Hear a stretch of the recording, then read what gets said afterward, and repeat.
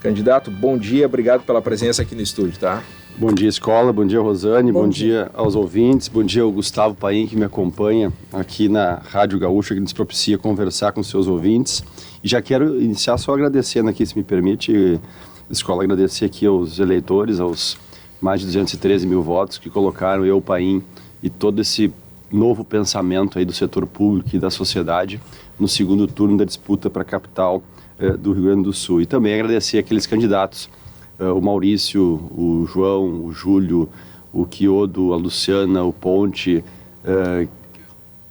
o Fábio, que fizeram uma campanha, mesmo discordando às vezes em quase tudo e outras vezes até de uma forma bastante acirrada, sempre discutiram os temas, as pautas e a questão política, e respeitaram as questões pessoais. Candidato, o senhor fez 213.646 votos, chegou na frente 29,84% dos votos, fez 28 mil a mais do que o candidato Sebastião Melo. E surpreendeu esse resultado? O senhor esperava chegar na frente, inclusive?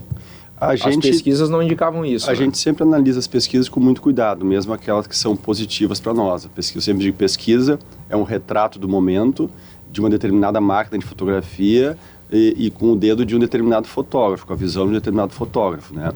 Mas a gente sentia na rua esse crescimento, essa simpatia, a confiança com as pessoas realmente querem, parece que confiam na gente, né? A gente conseguiu conquistar isso. E a gente via nas nossas pesquisas um crescimento, mas a gente não conseguia dizer ou afirmar que ia estar no segundo turno com certeza absoluta e muito menos que iríamos chegar na frente. Candidato Sebastião, desculpa, Rosane, o candidato Sebastião Melo, só quero pegar esse gancho, porque ele terminou a nossa entrevista dizendo que vai cortar CCs e reduzir a máquina em 30%.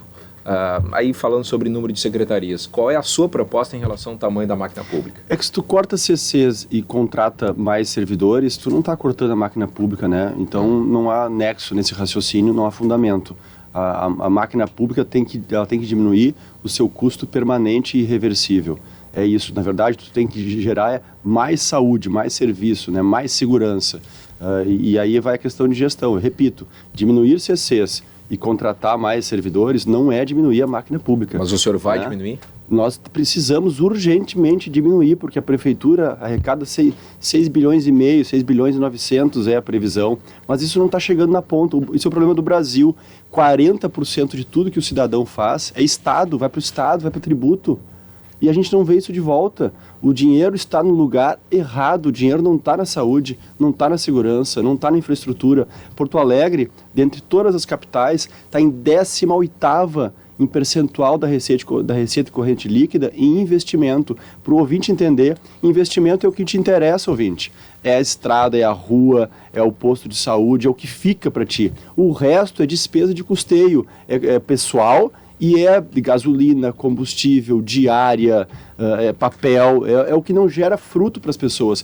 E nenhum país, nenhum estado, nenhum município se desenvolveu com índices de investimentos baixos. E nossa situação aqui em Porto Alegre, ela é mais difícil, porque o prefeito Fortunati, ele foi muito transparente. Ele disse no início do ano que talvez até o final do ano se atrasasse os salários. E é uma perspectiva real. O que nós gostaríamos é de ter essa transparência agora também. Porque o que se anuncia, Rosane, com fornecedores atrasados desde abril, é que passada a eleição, como fez a Dilma, todas as notícias ruins do governo foram depois da eleição.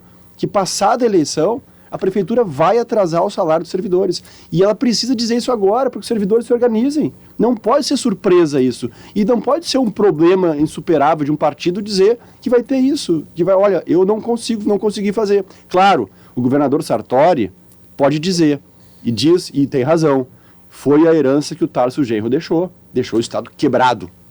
É claro que essa gestão não pode dizer, porque eles estão há 12 anos, mas tem que ser transparentes igual. Candidato Nelson Marquesan, nós ontem tivemos, o senhor fez 213.646 votos, mas nós tivemos um total de 247 mil eleitores que não compareceram para votar.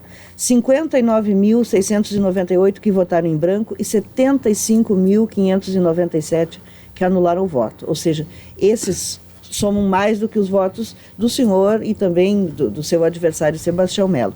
Como o senhor pretende fazer para conquistar esses eleitores desencantados que não encontraram uma opção entre 9 e agora terão que decidir entre 2? Olha, Rosane, uma das frases que a gente mais escutou durante a campanha, se não foi a que a gente mais escutou, foi: tá difícil de acreditar. E eu te disse da outra vez que a primeira vez que eu chorei na minha campanha foi quando eu escutei o nosso jingle, porque ele representa muito isso. A sensação que as pessoas têm de não conseguir mais acreditar.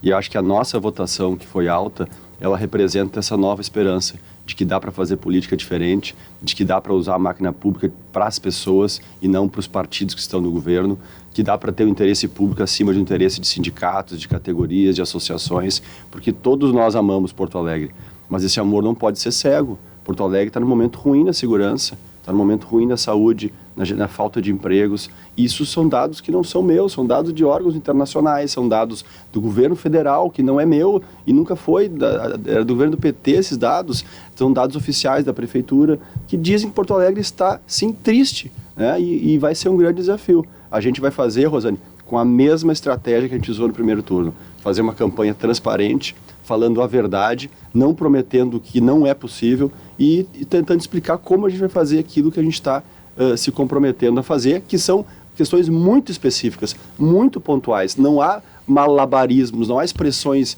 não há factoides, não há expressões de marketing. Estamos trabalhando com a realidade. Carolina Bahia, Brasília. Bom dia, candidato. Oi, Carolina. Parabéns pelo resultado. Obrigado. Candidato, eu quero voltar à questão levantada pelo Escola a respeito das contas da Prefeitura. Eu tenho ouvido candidatos dizendo que vão conversar com o governo do Estado, conversar com o governo federal, para procurar recursos. E a gente sabe muito bem que no governo do Estado não tem dinheiro e aqui o governo federal também disse que já não vai mais liberar recursos para nenhum município, nenhum Estado. E o senhor afirma que investimento é fundamental. De onde o senhor pretende tirar recursos para os investimentos que são fundamentais? Olha, eu digo que da nossa receita corrente líquida, o comprometimento está errado. Ele é pouco com o investimento, né? Então, a gente vai ter que aumentar de tudo que a gente arrecada, aumentar o percentual disso em investimento. Não dá realmente para prometer, Carolina, o que não é cumprível. Todo mundo sabe das dificuldades, mas eu não vou sair brigando e pelo menos não vou sair colocando responsabilidades no governo federal e dizer que tem que dividir o bolo, colocar responsabilidade no governo do estado, né? Eu vou assumir para resolver os problemas enquanto prefeito dentro do cenário, que é um cenário muito difícil. Sim, nós vamos buscar parcerias público-privadas, vamos incentivar que venham investidores para cá. Nós não temos preconceitos com nenhum tipo de investimento público ou privado ou desse partido ou daquele setor. A gente vai ter que abrir as portas de Porto Alegre para os investidores, para os empreendedores, Carolina. É a única forma que nós temos de realizar obras mínimas. Vou dar um exemplo. As obras da Copa não terminaram, a gente sabia das obras da Copa de 2007. E depois, a gente fala do nosso pôr do sol maravilhoso aqui, Rosane, e ele é lindo mesmo. Mas a gente não tem... Pensa num lugar, Rosane, para tu tomar um chimarrão e ver anoitecer na beira do Guaíba, com segurança e com conforto. Nós não temos, tá? Tem o Veleiros, tem o Jangadeiros, que são clubes privados, mas a gente não conseguiu deslanchar isso. O Cais, o Estaleiro Só, nós estamos ficando uma cidade para trás. Então, a gente precisa sim, Carolina, dos investimentos privados e de reorganizar as contas da prefeitura, mas sempre, Carolina, com a transparência, onde aquele cidadão que precisa de alguma coisa, ele não necessite pedir favor para secretário, para prefeito ou para vereador. Que ele saiba o que vai acontecer nos 4 anos, quando vai acontecer e o que não vai acontecer também. Candidato Nelson Marquezão, o senhor chegou na frente do candidato Sebastião Melo no primeiro turno, mas eu estou dando um zoom aqui com a ajuda do nosso colega Eduardo Santos, do mapa das zonas eleitorais de Porto Alegre. O senhor chegou muito na frente em bairros como São Geraldo, Navegantes, Bonfim, Moinhos, Auxiliadora, Praia de Belas, os bairros Bela Vista, Moinhos de Vento. Bom, nas regiões mais afastadas e grandes bairros como Restinga, Serraria, Ponta Grossa, Sarandi, Rubem Berta, o senhor tem uma desvantagem sobre Sebastião Melo de cerca de 10%. O senhor vai atacar mais nos bairros? O senhor deixou de ir aos bairros? Qual é a sua estratégia em relação a isso? O candidato Sebastião Melo tinha o dobro de tempo de TV do que a gente. O candidato Sebastião Melo tinha 5 vezes mais candidatos a vereador do que a gente e tinha uma máquina pública estruturada e organizada, onde ele consegue atingir, utilizando a máquina, com certeza, muito mais pessoas do que nós. O que a gente vai fazer, eu repito, Escola, é utilizar a mesma estratégia que a gente utilizou no primeiro turno. Mas por que ele ganhou nos bairros esses mais afastados, por exemplo? Lá, Restinga e Rubem Berto são os maiores bairros de Porto Alegre. Porque lá onde tu tem algum serviço específico de atendimento à sociedade, tu consegue convencer mais, tu consegue ter um relacionamento mais direto com as pessoas, com a máquina pública, né? É mais fácil do voto ceder a uma pressão, a um favor, a uma estrutura pública que está lá presente, né? Além do que, a gente tem que convir que, por exemplo, na Restinga, tu disseste, o Maurício é muito forte na Restinga, ele fez muitos votos na Restinga. Já vou dizer aqui.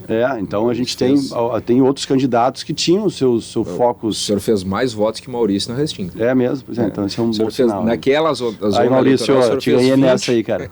O senhor fez 20, o Maurício fez 19% lá. Quem fez muito voto lá foi o Sebastião Melo, lá ele fez 30%. São essas estruturas, né?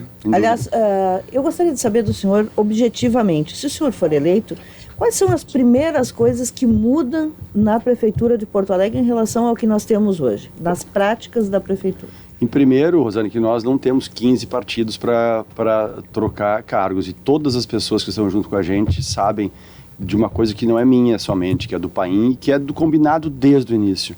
Nós não teremos compromissos prioritários que não sejam o interesse público. Então, quem entrar para ocupar algum cargo na prefeitura, ele já sabe que ele tem que ser transparente, honesto, e que eu e Paim e todo mundo que está vai se meter na prefeitura e dizer, cara, tu não está cumprindo aqui, olha aqui, tu não fez isso. Vai ser de muito trabalho, Rosane. Eu estou estou saindo do meu mandato e o Paim de uma zona de conforto, onde eu acho que eu represento os meus eleitores bem. E eu estou vindo para um local que eu não quero terminar minha carreira com as pessoas não acreditando em mim. Uma coisa que eu tenho é credibilidade, eu quero manter isso. Tem nós vamos alguma trabalhar gestão muito. que lhe inspira no Rio Grande do Sul? A gente vai pegar todas as gestões, Rosane, de todas as secretarias, de todos os governos estaduais do Brasil, de todas as prefeituras, tudo que der certo, mesmo que seja do PT, do PSOL, do PMDB, e vamos trazer para cá, porque tem muitas. Mas tem alguma que já dá para dizer, essa me inspira? Tem práticas que esse prefeito faz que eu gostaria de adotar aqui? A gente tem, por exemplo, a educação lá, vou citar exemplos que são gritantes, né? Em Manaus, a educação, o IDEB melhorou muito, ele estava muito atrás de Porto Alegre e melhorou muito. Eu quero saber o que eles fizeram lá para que pudesse aumentar a aprendizagem das crianças, né? Tu pega questões de segurança, de desburocratização, e tu vai em outras cidades onde o NDG, né, o Instituto Falcone, atuou e reduziu para 48 horas algumas empresas, a montagem de algumas empresas, algumas licenças. Então eu vou pegar exemplos de sucesso em várias áreas. Não vou pegar uma gestão específica, porque não tem gestões perfeitas, né? Tem gestões que evoluíram. O senhor já conversou com o candidato Maurício Zedric, ou vai conversar com ele, com o PTB, e de que forma o senhor pretende tentar atrair esse partido para a sua campanha agora no segundo turno? A gente teve uma conversa com todos, na verdade, durante esse primeiro turno, muito aberta, transparente, com todos os candidatos, e vou manter essas conversas, né? O Maurício representou a mudança também. Eu acho que tudo que a gente pode tirar dessa eleição, até agora, é que as pessoas querem mudar. Pela primeira vez a esquerda está de fora, a esquerda que eu digo a Frente Popular, PT, PCdoB, PSOL no caso, estão de fora do segundo turno aqui em Porto Alegre. Tem como disputar essa faixa do eleitorado ou o senhor não acredita nisso, já que o senhor é de centro-direita, né? Eu não me enquadro nesses rótulos, nessas definições. Mas de esquerda o senhor não é, com certeza. Né? Por que não? O que depende do teu critério de esquerda. O que é o teu critério de esquerda? Do critério como a gente conhece, né? Eu não me enquadro nesses rótulos. O senhor se classifica como, então? Como o cara que quer fazer funcionar a máquina pública, sem preconceitos nenhum com privatizações e nem com empresas públicas. Né? Eu acho que esses rótulos de esquerda e direita serviram muito mais para propaganda ideológica, propaganda eleitoral, marqueteira, do que para alguma finalidade que seja de interesse público. Bom, mas de qualquer maneira existe o eleitorado de esquerda. Eu ia avançar na resposta. Eu também não acho que o eleitorado esteja dentro dessa cápsula de esquerda, direita, ou seja, cabresteado por esse partido ou por esse candidato. Acho que isso não tem mais, pelo menos neste momento, as pessoas querem acreditar em alguma coisa que seja factível, independente de ser carimbado como esquerda, direita, etc. Elas querem a verdade. E eu acho que por isso que nós temos grande oportunidade de vencer a eleição e de contar com essas pessoas, porque se não tiver a participação da sociedade, a máquina pública não muda. Porque a máquina pública tem muitas pressões de corporações públicas e de corporações privadas lá.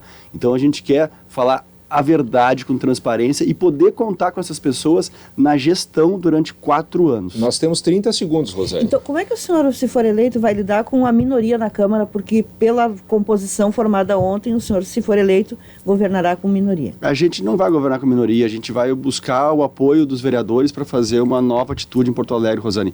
Todos sabem, está ruim em Porto Alegre. Isso é de conhecimento, os servidores sabem.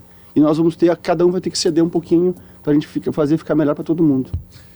Candidato Nelson Marquesan Júnior, muito obrigado pela sua atenção. Nós teremos um debate ainda nessa semana aqui na Rádio Gaúcha e vamos nos reencontrar aqui então. Obrigado e parabéns boa sorte na sua campanha. Tá? Obrigado. Confirme no ar, então, que o senhor participa do primeiro debate aqui, como fez o seu adversário Sebastião Mello. Vamos participar da maioria dos debates, a gente vai tentar debater do primeiro aqui na Rádio Gaúcha, como é tradição aqui, né? Sim. E se possível, eu já quero pedir o voto aí das pessoas do segundo turno. Aí de vocês também.